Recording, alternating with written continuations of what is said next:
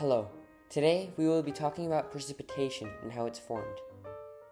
To further understand this, we need to become familiar with a few terms. The first is latent heat. Latent heat is the energy or heat released or absorbed from a phase change. Example, liquid to gas. The next term is relative humidity. Relative humidity is the water content of the air over the water capacity, and it is usually represented as 8%.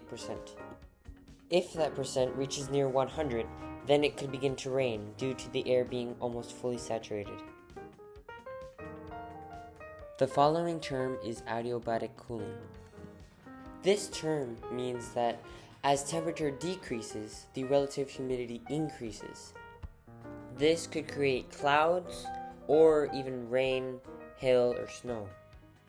The following term is orographic lifting. This means that the air will rise and get cooler due to huge land masses and also raise its relative humidity.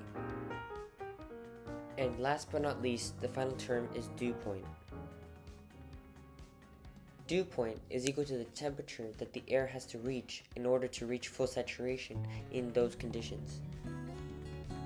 Now, how do all these terms apply to participation? Well, there are three ways to create rain.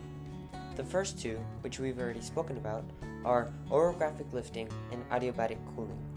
The final one is the lake effect, which we haven't spoken about yet. The lake effect is evaporation of water from the lake to increase the saturation of the air and eventually turns it into precipitation.